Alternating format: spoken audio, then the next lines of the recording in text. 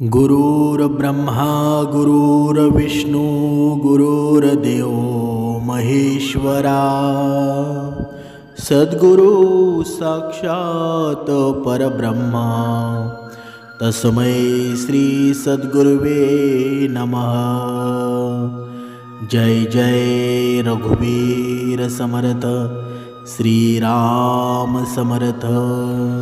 सद्गुरु चरणांना नतमस्तक होऊन आपण या शुभ्र सकाळच्या वातावरणामध्ये या निरूपणास सुरुवात करूया। मायबाप सज्जनांचं स्वागत आहे। समर्थांनी सांगितलंच आहे ना, जर या जगामध्ये जरी या पूर्ण पृथ्वी तलावर धर्म जर वाचला ना, तर आपण वाचू। आपण भगवद्गीतेमध्ये सुद्धा पाहिलं असेल की श्रीकृष्णानं बघा अर्जुनाला धर्म वाचवायला सांगितलं ना, मग समोर कितीही आव्हानं जरी असतील ना, आपले नातेवाईक असतील तरीही सुद्धा मागे हटायचं नाही। म्हणजे काय? म्हणजे धर्म वाचला ना तर आपण सुद्धा वाचू ना। बघा एका अभंगामध्ये सुंदर वर्णन केलेलं आहे, धर्म करा रे धर्म करा तेणे देव येई घरा। म्हणजे काय? म्हणजे जर तुम्ही धर्म केला ना तर तुमच्या घरामध्ये देव आल्याशिवाय राहणार नाही। ज्याप्रमाणे महाभारतामध्ये ज्याप्रमाणे श्रीकृष्ण स्वारींनी पूर्ण आयुष्यभर अर्जुनाच्या सोबतच राहिले ना, कारण का राहिले बरं? कारण अर्जुना धर्माबरोबर चालला, धर्म त्याने पाळला, पण कर्णाने धर्म पाळला का? अजिबात नाही ना। म्हणून कर्णाचा शेवटसुद्धा झाला ना आणि अर्जुन विजयच झाला ना। म्हणून जिथे धर्माचा अपमान होत असेल ना, तिथे आपण स्वतः उभे राहावं।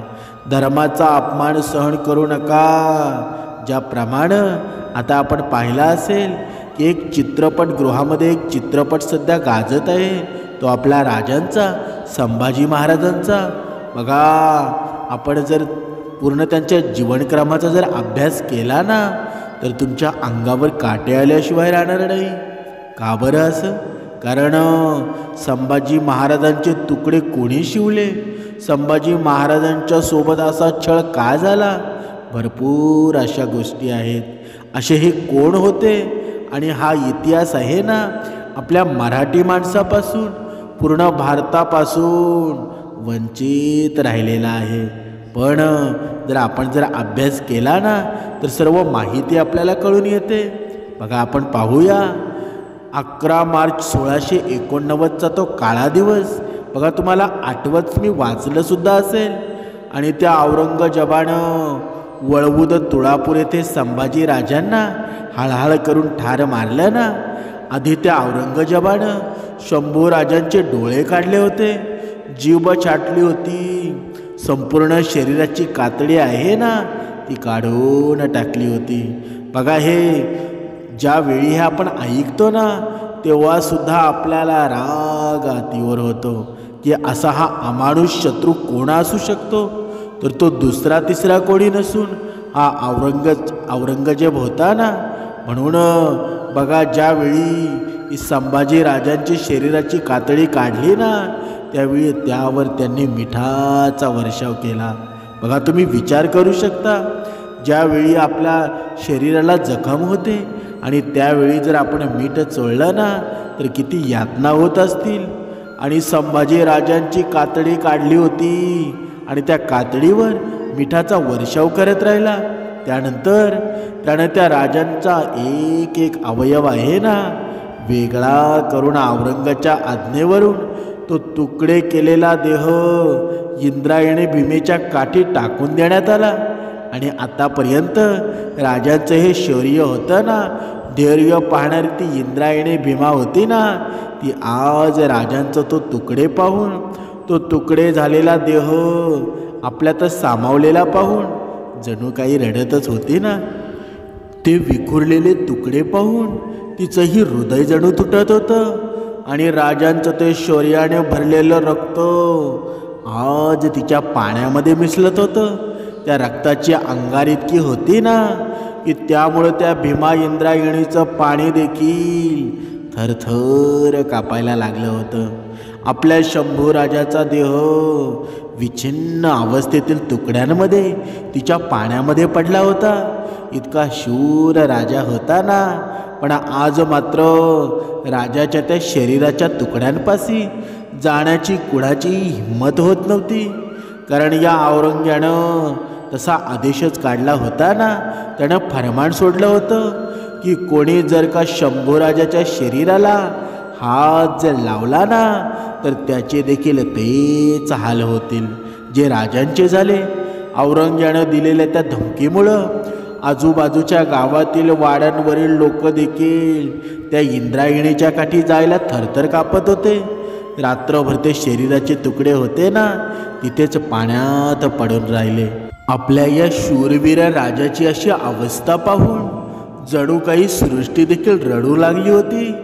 अरे, ज्या राजानं तुमच्यासाठी आपले जीवनदान केलं ना, त्याच्या पुढं वा, असं जणू आव्हान करत होती. पण लोक मात्र भीतीनं आपापल्या घरात लपून बसलेले होते. आणि आजसुद्धा आपण ते पाहतो. या कलियुगाचा जर विचार केला ना, की बघा काही अभेद्य लोक आहेत ना, बघा आपल्या धर्मावर जणू काही लुटून पडत आहेत. पण यांना वेळीच रोखलं पाहिजे. कारण का बरं? कारण आपली हिंदू संस्कृती आहे ना, ती कधी कुणाला भिणारी नाही. आणि जर धर्म टिकला तर आपले देवसुद्धा टिकतील, तर आपलं सर्व काही वर्चस्व राहील. म्हणून हा भक्तिमार्ग आहे ना, मनुष्याला काय शिकवतो बरं? जर तुम्ही धर्माने जर वागला ना, तर तुम्हाला देवसुद्धा भेटेल आणि आपली संस्कृतीसुद्धा टिकेल आणि तुमचं आयुष्य देखील श्रेष्ठ होईल. म्हणून बघा, आपण संभाजी महाराजांबद्दल पाहत होतो. ज्यावेळी या संभाजी राजांवर असे हे आक्रमण झालं ना, त्यावेळी त्या भीतीनं सर्व लोक थरथर कापू लागत होते. पाहता पाहता सकाळ झाली आणि रात्रीचा तो गुडूपा अंधार होता ना, तो जाऊन सूर्याची सोनेरी किरण सर्वत्र पसरू लागली. आणि त्या गावामध्ये राहणारी जनाबाई होती ना, ही परटईनं काम करत होती आणि ती पाटलाच्या घरी कपडे धुण्याचं काम करत असे. नेहमीप्रमाणे त्या दिवशी देखील पाटलाच्या घरचे कपडे घेऊन नदीच्या काठी कपडे धुण्यासाठी आली. जेव्हा तिनं ती धुणं धुवायला बसली ना, तेव्हा तिला ते रक्तानं माखलेले तुकडे होते ना, ते रक्तानं माखलेली काठी ते पडलेले दिसलं. तिला प्रथमतः कळालंच नाही ते तुकडे म्हणजे आपल्या शूरवीर राजाचे आहेत. तिला असं वाटलं की एखाद्या मेंढराचे तुकडे तिथे पडलेले असावेत, कारण तिथे कोणी जवळपास कोणीच नव्हतं. कपडे धुत असताना एका आतडं तिच्या हाती आलं. तेव्हा तिनं ओरडून म्हटलं की माणसानं साऱ्या लाजा सोडल्या आहेत, आता अशी आतडं देखील पाण्यामध्ये सोडायला लागलेत. तेव्हा तिथे जवळच असलेला मेंढपाळ म्हणाला की हे आतडे आहेत ना, आपल्या शिवछत्रपती शिवरायांच्या मुलाचं म्हणजे संभाजीराजांचे आहेत. काळा औरंग्यानं राजाचे तुकडे करून या पाण्यात फेकले. तू तिथे जाऊ नकोस, नाहीतर औरंग्याची लोक येतील आणि तुला पकडून नेतील. त्या औरंग्याच्या भीतीमुळं सारे लोक आज घरात दडून बसलेले आहेत. तू देखील घरी निघून जा. आपल्या संभाजी राजांच्या शरीराचे तुकडे आहेत ना, या ऐकल्याबरोबर तिच्या डोळ्यातून खडाखडा पाणी वाहू लागलं. तशीच उठली आणि गावाकडे पळाली. ती दामाजी पाटलांच्या वाड्यामध्ये आली. आता सर्वत्र शंभूराजांच्या मृत्यूची बातमी पसरलेली होती.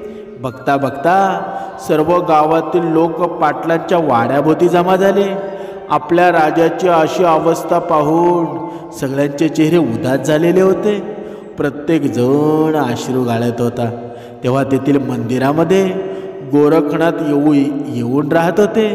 ते त्या गर्दीतून पुढे आले आणि म्हणाले की आपल्या शिवाजी महाराजांच्या या लेकाचं रक्त हाडमास आपल्या गावात आलेलं आहे. ते असंच नदीकिनारी बाजूला पडावं आणि आपण मात्र गप्प बसलेलो आहोत. या गोष्टीचं खूप दुःख वाटत आहे.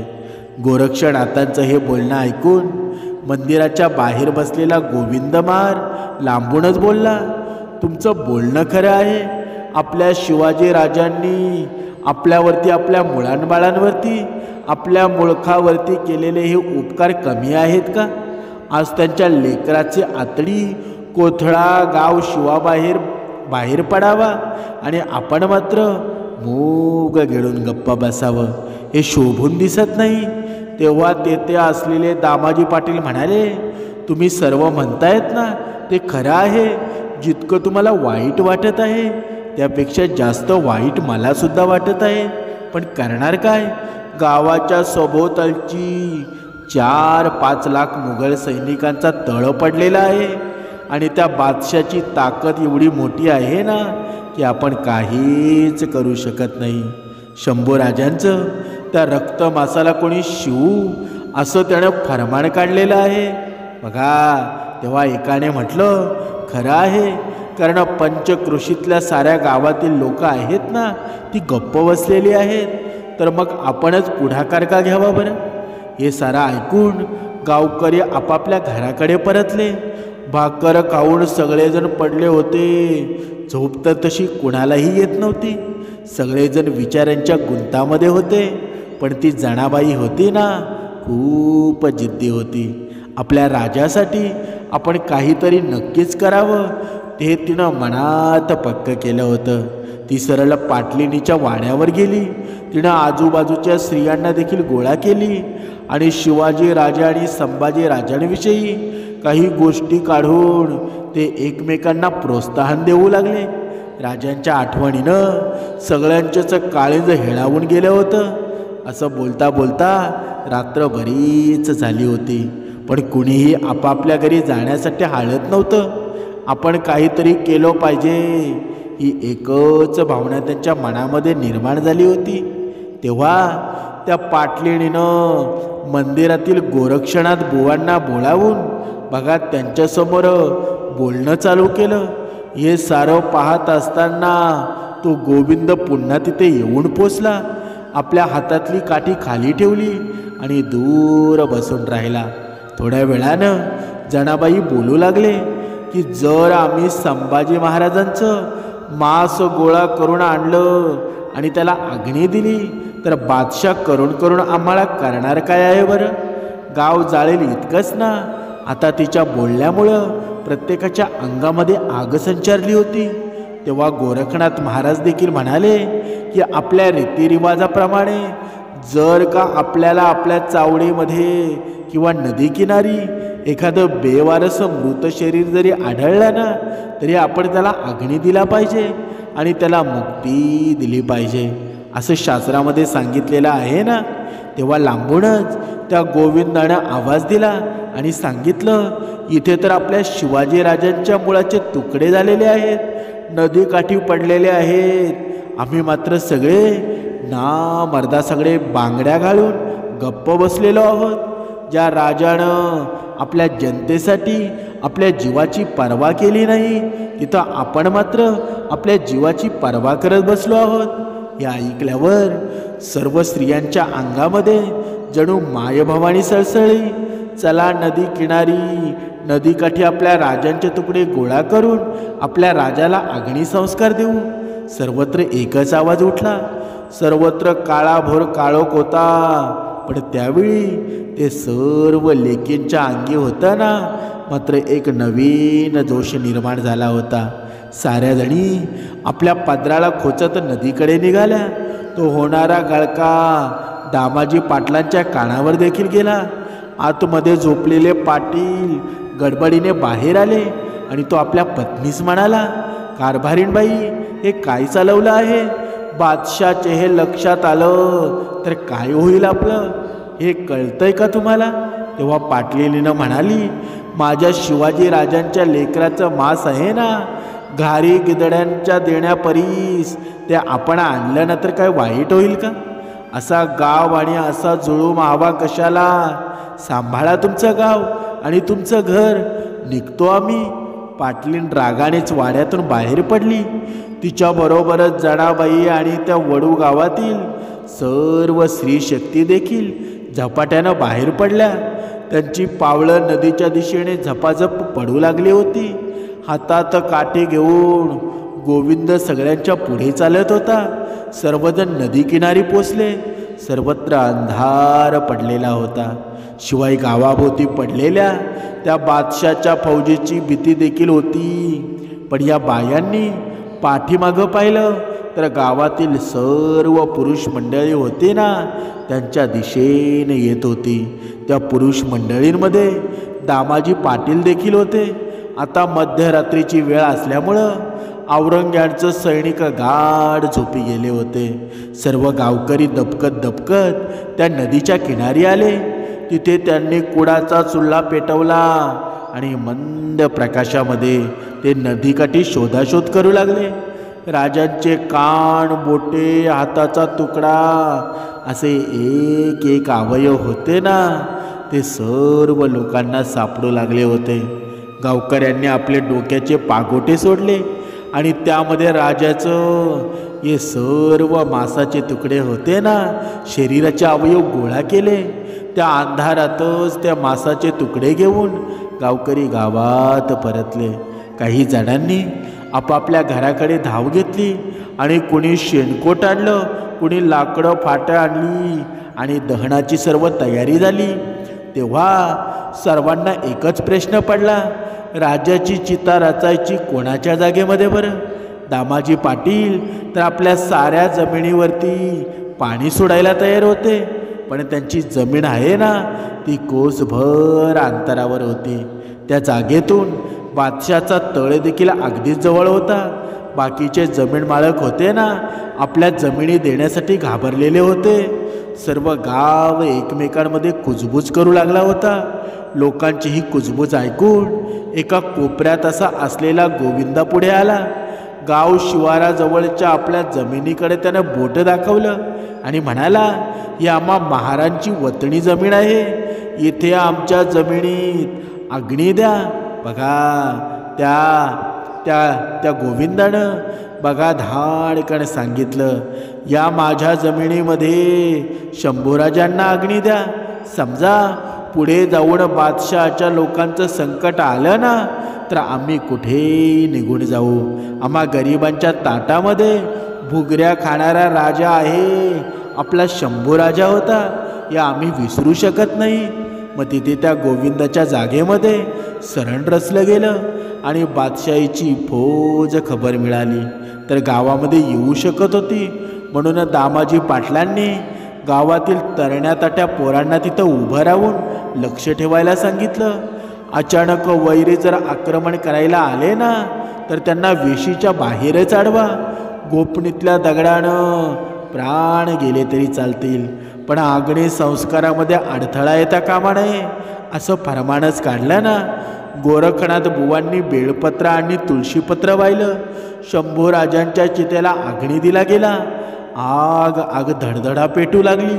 त्या ज्वाळा त्या काळाकुट्ट आसमानाला भेदू लागल्या. सगळे गावकरी ढसाढसा रडत होते. स्त्रिया धाय धाय मोकळ्या रडू लागल्या होत्या. लोक गुरासारख्या हंबरडा फोडत होते. या रायगडाच्या राजेश्वरा, कुठून कुठं आळास रे पाखरा, अरे शंभूराजा. सर्वांच्या डोळ्यातून अश्रूंच्या धारा वाहू लागल्या होत्या. तांबडं फुटायच्या आधीच चिता बुजवली गेली. शंभूराजांची ती गरम रक्षा घेऊन सर्व गावकरी पुन्हा नदीच्या काठी धावले आणि शंभूराजांची ती रक्षा नदीमध्ये अर्पण केली गेली. ते गोविंद महार म्हणजेच रायप्पा महार यांचा माऊस भाऊ, त्या जणाबाईचे, राधाई पाटलेणीचे, त्या गावातील लोकांचे आणि ते गोविंद महार यांना संपूर्ण महाराष्ट्र कधीच विसरू शकणार नाही. तो मारणारा औरंगजेब मेला, पण माझे शंभूराजे होते ना, शंभूराजे अजूनही अमर झाले. म्हणजे काय? म्हणजे समर्थांनी सांगितलेलं आहे, जर धर्म वाचला ना, एकच संभाजी महाराज. संभाजी महाराज म्हणजे हे सळसळतं रक्त आहे. आज जरी संभाजी महाराजांची आठवण काढली ना, तर 10 हत्तींचं बळ येऊन जातं. एवढा अमानुष छळ सहन केला, पण कधीच शत्रूला घाबरले नाही. आणि आज आपण घरामध्ये बसून जो भक्तिमार्ग करत आहोत, जे चांगले दिवस आलेले आहेत ना, हे फक्त माझ्या शंभूराजामुळे आहेत, हे फक्त संभाजी महाराजांमुळे आहेत. म्हणूनच समर्थांनी सांगितलेलं आहे ना, एक वेळ भक्ती कमी केली तरी चालेल, पण जिथे धर्मावर संकट येत असेल तिथे आपण ठामपणे उभं राहायला पाहिजे. कारण साधू संतांनी आपल्या प्राणाचं बलिदान केलं. छत्रपतींनी कसलाही विचार केला नाही, फक्त माझा धर्म टिकला पाहिजे, माझा माणूस आहे ना, माणसामध्ये माणुसकी राहिली पाहिजे, हाच विचार केला ना. स्वतःचा कधी विचार केला का? कधीच नाही ना. म्हणूनच समर्थांनी सांगितलेलं आहे, जर आपल्या धर्मावर कोणी बोट ठेवत असेल ना, तर त्याचं हात छाटायची तयारी आहे ना, ती आपल्यामध्ये असायला हवी. जरा आपण नुसतं भक्ती करत राहिलो तर लोक आपल्याला जगूसुद्धा देणार नाही. म्हणूनच साधू संतांनी सुद्धा आपल्याला हेच शिकवलं आहे ना. बघा, एक काळ होता आपण भरपूर धार्मिक होतो आणि तो धार्मिकपणाचा तो पूर्ण फायदा आहे ना, तो काही वाईट लोकांनी घेतला, परकीय लोकांनी घेतला. आपल्या या भोळ्या बाबड्या स्वभावाला परकीय लोकांनी फायदा घेतला ना. पण आज अशी ती वेळ आहे का? अजिबात नाही. हा कलियुग आहे. जशास तसं उत्तर द्यायला हवं. आपण नक्की भक्ती मार्गामध्ये राहायला हवं. हा संयम आहे ना, संयम कधीच तुटून देऊ नका. समर्थांनी सांगितलेलं आहे, जर तुम्ही संयम तुटून दिला ना, तर शत्रू तुमच्यावर कधी डाव टाकेल आणि कधी तुम्ही पराजित होणार ना, तुम्हाला कळणार सुद्धा नाही. आणि हे संभाजी महाराजांनी आपल्याला हेच शिकवलं आहे. किती जरी संकट आले ना, तरी अजिबात घाबरू नका, संयम ढासळून देऊ नका. जर तुमचा संयम ढासळला ना, तर तुमच्या येणाऱ्या अनेक पिढ्या रसातळाला जातील, अधोगतीला जातील. बघा, जर छत्रपती जर नसते ना, तर आपण या महाराष्ट्रामध्ये असतो का बरं?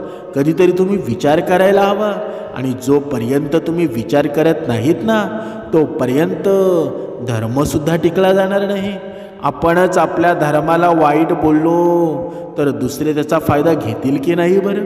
म्हणून समर्थांचे हे विचार आहेत ना, भक्तिमार्ग नक्कीच करायला लावतात, पण भक्तिमार्गाशिवाय आपल्याला धर्मनिष्ठसुद्धा व्हायला लावतात. आणि धर्माच्या बाजूने चालणारा व्यक्ती आहे ना, तो नक्कीच भक्तिमार्गाने सुद्धा व्यवस्थित असतो आणि सर्व पूर्ण जगासाठी सुद्धा चांगला असतो. म्हणून धर्माला वाचवा. जर आज धर्म वाचला नाही ना, तर उद्यासुद्धा आपले हाल असे हे शत्रू आहेत ना, असेच करणार आहेत. म्हणून आता वेळ गेलेली नाही, कणखर बना. कारण कोणतेही सहन करणं आता आहे ना, आपण थांबवायला हवं. कारण हे राज्य आहे ना, हा देश आहे, तो हिंदूंचाच आहे ना. म्हणून प्रत्येक जातीय हिंदू आहे. आणि जर हे प्रत्येकाला आपण पटवून दिलं ना, तर हा देशसुद्धा वाचेल, आपला धर्मसुद्धा वाचेल आणि हिंदू संस्कृतीसुद्धा वाचल्याशिवाय राहणार नाही. म्हणून जर तुम्ही धर्माच्या बाजूने राहिलात ना, तुम्हाला देवसुद्धा कधी भेटून जाईल ना, देवसुद्धा कधी तुम्हाला आपलंसं करून जाईल ना, तुम्हाला कळणारसुद्धा नाही आणि तुमचं जीवनसुद्धा श्रेष्ठ होईल. म्हणून आता ही वेळ आहे. कारण या कलियुगामध्ये धर्म बुडवायला भरपूर बंधू लोक आलेले आहेत, भरपूर वेगवेगळे अदृश्य शक्ती आलेल्या आहेत. आणि या शक्त्यांना जर आपल्याला हाणून पाडायचं असेल, तर त्यांचं वर्चस्व जर पाडायचं असेल ना, तर आपल्याला प्रत्येकाला कणखर व्हायला हवं. प्रत्येक स्त्रीनं, प्रत्येक पुरुषानं. बघा, त्या बाहेरच्या देशातल्या आलेल्या ज्या रूढी परंपरा आहेत ना, कपडे वेगवेगळ्या अशा गोष्टी आहेत ना, की त्या आपल्या धर्माला शोभत नाही. अशा गोष्टी परिधान करू नये. मग हे सर्व काही आपण पाळलं ना, तर आपोआप ते धर्मसुद्धा नष्ट होऊन जातील. आणि आपला हिंदू धर्म आहे ना, या हिंदू धर्माची पताका आहे, ती सर्वश्रेष्ठ होऊन जाईल. आत्तासुद्धा सर्वश्रेष्ठच आहे. कारण कोणता असा देश नाही, बघा, ज्या दिवसापासून हे राम मंदिर तयार झालेलं आहे ना, श्रीराम मंदिर तयार झालेलं आहे, त्या दिवसापासून सर्व देशांना धडकी भरलेली आहे की आता हिंदू काही थांबणार नाहीत. हिंदूंचं वर्चस्व आहे ना ते सर्वश्रेष्ठ होणार आहे. आणि हीच आपली भक्ती आहे ना, आपल्या धर्माला वाचवणं. कारण छत्रपतींनी सुद्धा तेच केलं ना, आणि आपल्याला सुद्धा तेच करायचं आहे. म्हणून अजून वेळ गेलेली नाही. आता ही वेळ आहे ना, ही वेळ लढायची आहे. म्हणून जीवनामध्ये एक गोष्ट लक्षात ठेवा, आपल्या माणसाला कधी खाली पाडण्याचा प्रयत्न करू नका. जोपर्यंत आपल्या माणसाला आपण वरती नेत नाही ना, म्हणजे आपल्या माणसाला आपण चांगलं बोलत नाही, तोपर्यंत आपल्यावर परकीय आक्रमणं राज्य करतील. आणि जेव्हा आपल्या जीवनामध्ये आपण आपल्या माणसाला पुढे नेत जाऊ ना, तेव्हाच आपण समृद्ध होऊ. म्हणून आपल्या माणसाला चांगले धडे द्या, आपल्या माणसाला पुढे नेत जा. तुम्ही आपोआप पुढे जाल. त्याची चिंता करू नका, कारण त्याची चिंता आहे ना, भगवंत करत असतो.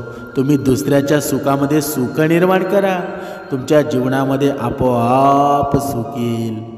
जय जय रघुवीर समर्थ. श्रीराम समर्थ.